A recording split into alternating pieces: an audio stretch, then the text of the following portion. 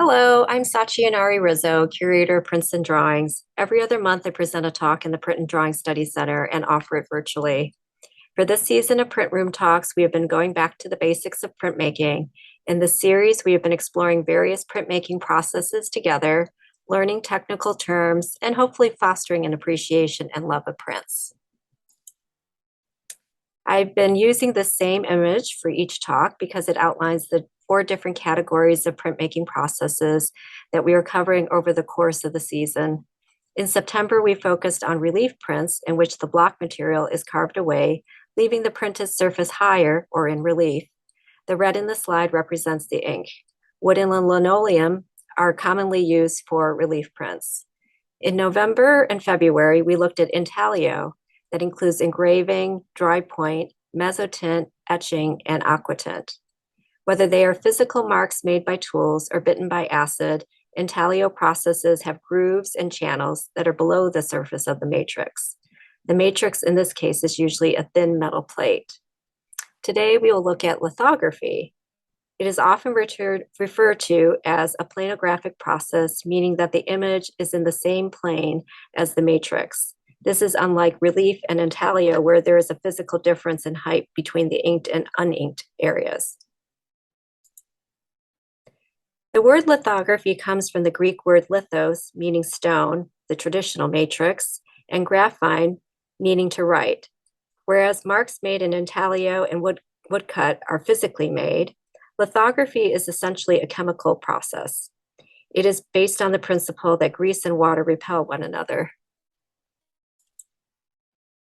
Lithography was invented by German actor and playwright Alois Sennenfelder, probably around 1796 to 98. This is a portrait of the inventor in lithograph form, surrounded by tools and the press. There are different stories about his accidental discovery. One is Sennenfelder was attempting to make copies of his script as an alternative to engraving. Another story is that Sennenfelder was asked by his mother to write down a list. With no paper readily available, he wrote on a piece of limestone with some homemade ink. Later, he tried various experiments to get the list to print. In 1818, he wrote the complete course of lithography. Lithography was the first major printmaking development since intaglio in the 15th century, and it offered a wide range of ways to make marks. Traditionally, lithography uses Bavarian limestone for its matrix. Today, you can also use a fine-grained metal like aluminum or zinc. Regardless, the surface must be prepared by making it level and flat without any scrapes and scratches. This is what is called graining. The stone surface is often grained by rubbing an abrasive grit like carborundum over the surface. On the right is a stone dampened and covered with carborundum. A heavy tool, in this case a levigator, or you can use another stone, is used to move over the surface. The process is repeated with increasingly fine grit. This cleans up the surface by removing, say, a previous image, and it makes it a nice tooth for the drawing materials. I am using, for an example, the work of Christopher Gantz, who teaches printmaking at Purdue Fort Wayne. There are several materials that can be used to make a drawing: a litho pencil, crayon, or a liquid called touche. All of these materials are greasy and will absorb into the top layer of the stone. After the drawing is complete, it is chemically fixed to the stone. First, a powdered rosin is applied to the surface, which helps absorb any excess grease from the drawing. Next, a layer of powdered talc is added that helps protect the stone from the strength of the acid that follows. Gum arabic in a mild acid solution called an etch goes on next to fix the image. The etch is a bit of a misnomer, as it is not biting into the matrix as in etching. The stone surface will feel smooth. If you stop by the Print and Drawing Study Center, there is a litho stone that you can touch. There are 2 things that happen during this step. There's a reaction between the etch and the drawn area, and between the etch and the undrawn area. The process will fix the image on the stone and make the drawn area very receptive to the ink and repel water. The undrawn parts of the stone surface will become highly absorbent to water. The drawn area is wiped with lithotine, a greasy solvent that will dissolve the crayon and touche from the original drawing. The image will appear very faintly.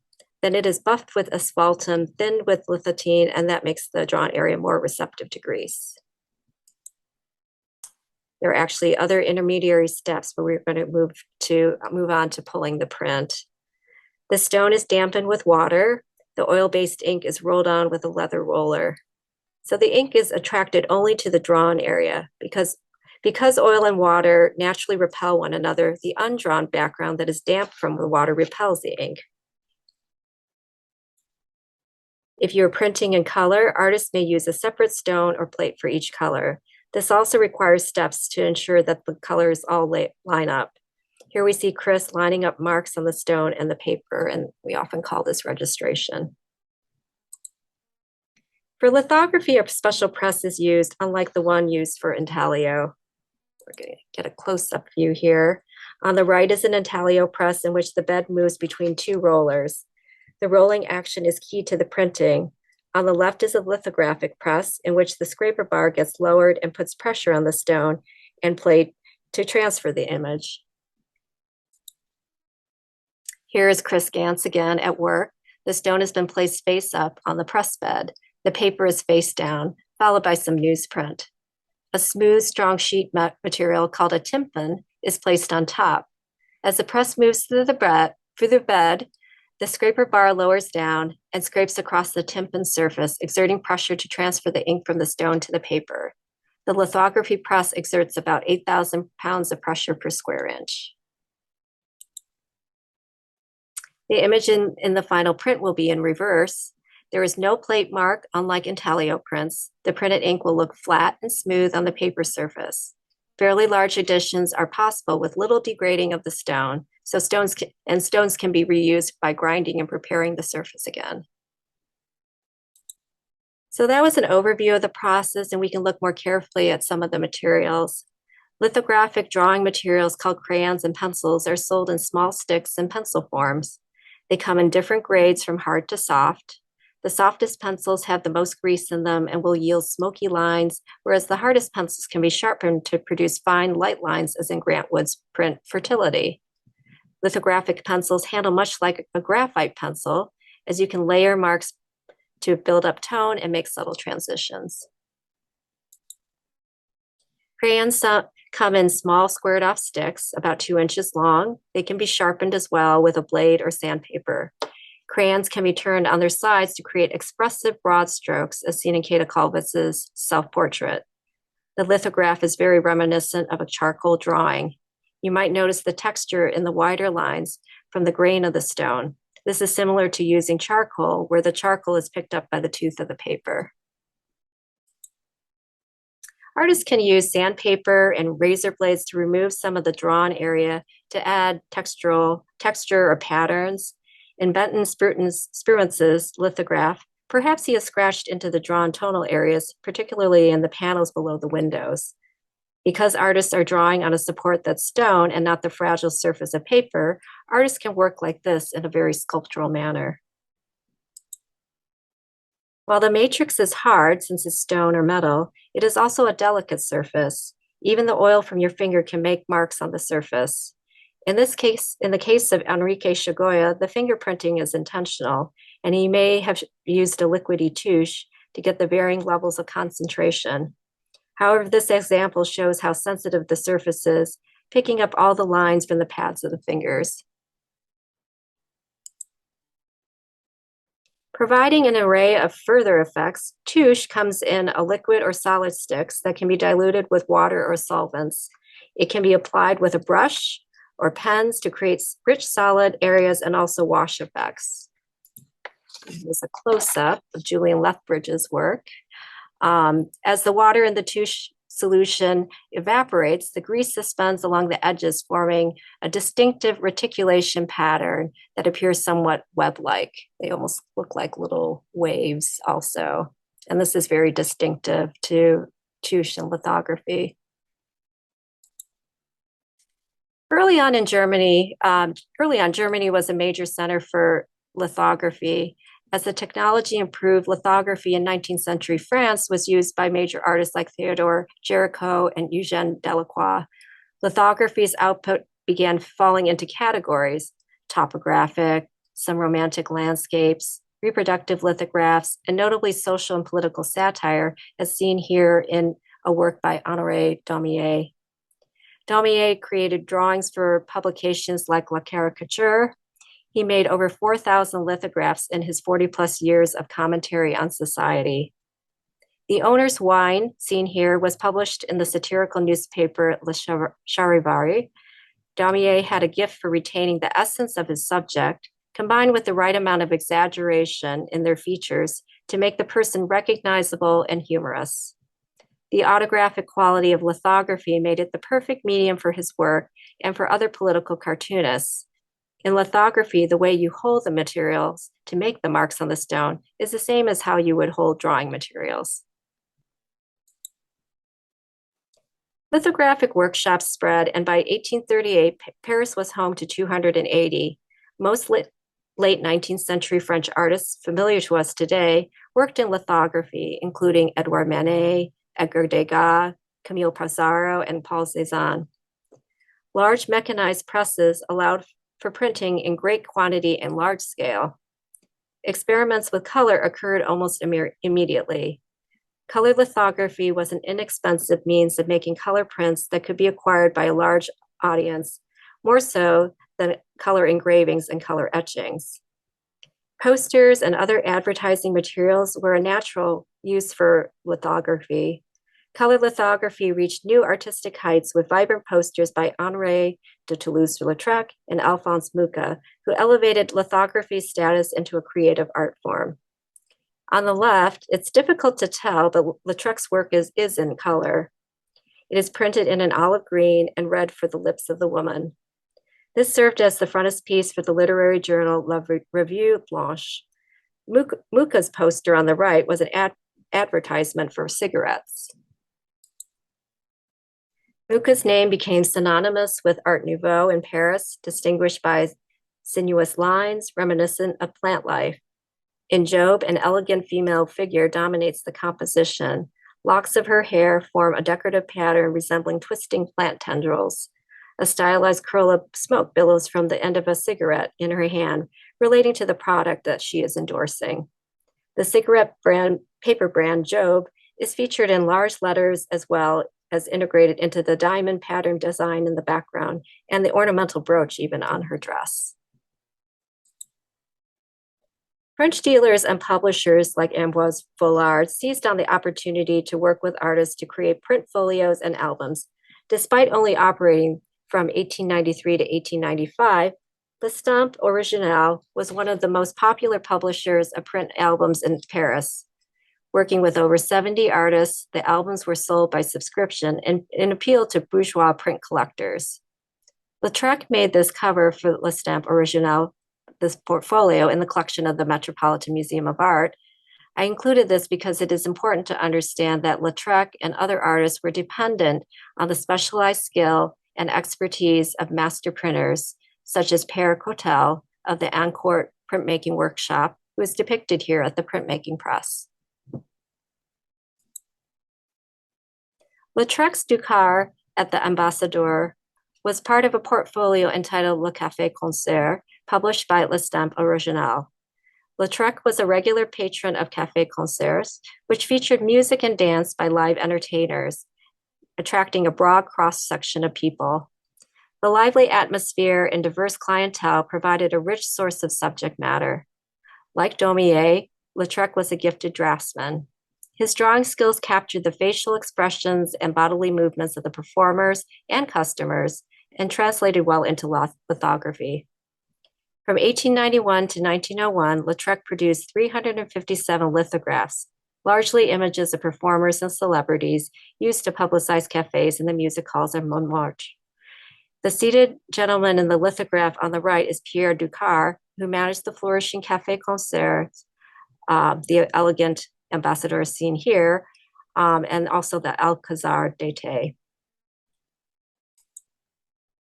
In these two prints, Lautrec and Félix Vallotton achieved light tonal areas using a spatter technique in the large, broad tonal areas.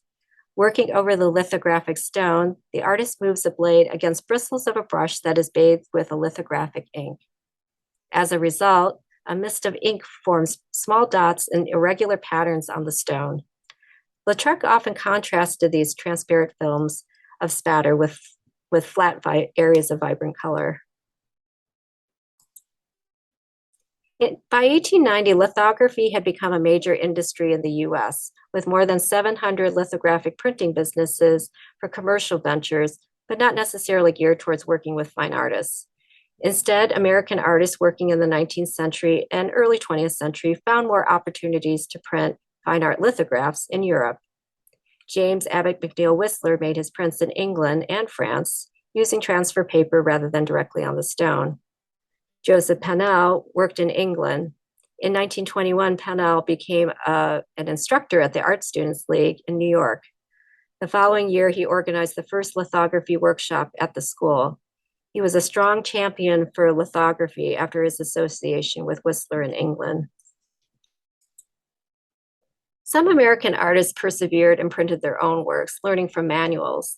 In 1916, George Bellows purchased a press. However, all but his earliest works were printed by George C. Miller, who became the first printer in the US whose business was to provide services to artists. Miller would work with Thomas Hart Benton, Stuart Davis, Charles Sheeler, and Grant Wood, among others. George Bellows' lithographs helped garner the respect of critics and the public for the medium. Bellows generated 170 prints in the 9 years preceding his death in 1924 and became strongly committed to elevating lithography as well. In 1915, Metropolitan Magazine sent George Bellows to Philadelphia to illustrate an article about the charismatic evangelist Billy Sunday. Sunday was notorious for his flamboyant theatrical personality and for the phenomenal attendance at his revival meetings nationwide. In Philadelphia, Sunday attracted 20,000 people, and police were on hand to turn away thousands more. The Sawdust Trail is a 1917 lithograph, which we see here. Bellows developed out of this print out of one of his published drawings. The title comes from the fact that several inches of sawdust were spread on the floor to squelch the noise of the newly saved, clamoring for the platform. Indeed, Bellows captures the height of religious excitement at the meeting. Members of the audience are unrestrained in their emotions. Women weep and swoon, and Bellows exaggerates the theatricality of the event in the gently satirical view. From the end of World War I to 1929, most artists working in lithography in the US did so in black and white. Color lithography didn't take hold here until the mid-1930s. For Ralston Crawford's 3rd Avenue L, number 4, his subject is the striped painted steel support for the elevated train. Throughout his career, he focused the majority of his work on technological advancements, such as industrial architecture, modernist machinery, and transportation. Using an abstract vocabulary, he eliminated the background and simplified the masses, volumes, and composition to the essentials of just the painted striped steel support. He intensified the contrast between light and shadow to the point that it became an interesting abstract pattern. Crawford enjoyed lithography and traveled to Paris to work with master printers. Lithography's ability to create a smooth, clean line and shape complemented his formalist intentions. And this is interesting. I just learned this recently. Crawford had an interest in photography and liked to have his camera in tow. In this case, he used his photograph as a springboard for this composition. Ink lines indicate where he needed to crop the image for the composition. So the spread of lithography was still limited in the mid-20th century. There continued to be a problem with access to equipment and with knowledge and experience with the process. A limited number of printers had the desire to work, and limited number of printers had the desire to work with artists.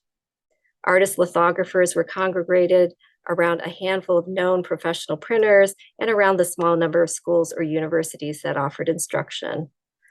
Although there were modernist works like Crawford's, lithography was perceived as conservative and old-fashioned.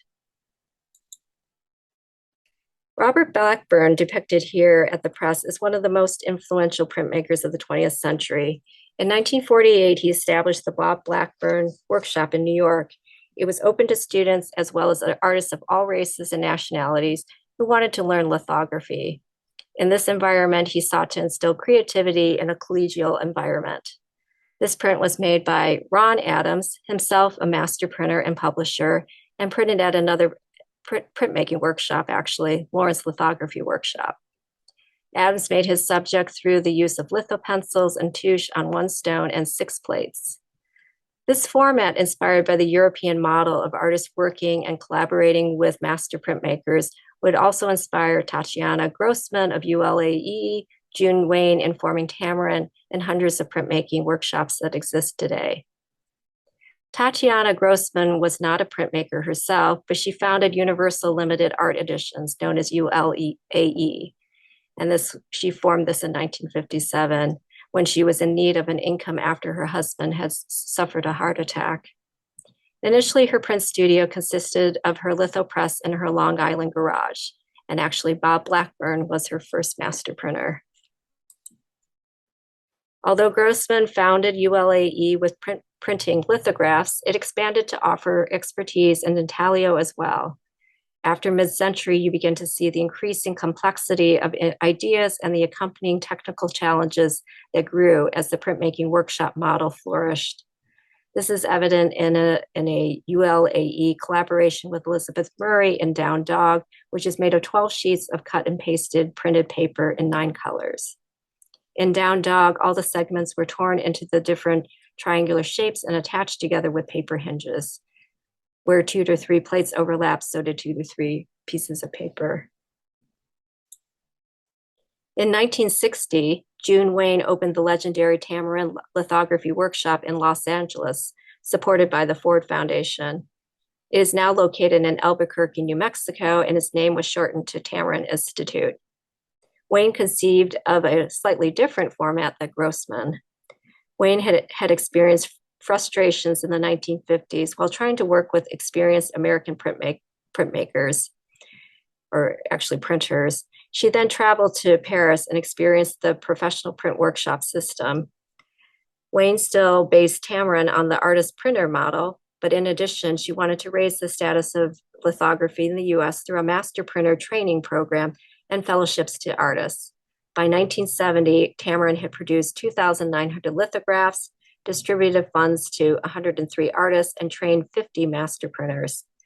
One of Tamarin's biggest legacies is the master printer program. Some alums include Frank Jansen, former master printer from Crow's Shadow, Joe Segura of Segura Art Studio, Ken Tyler of Tyler Graphics, and Jack Lemon of Landfall Press, whose 50th anniversary traveling exhibition will come to Fort Wayne in August.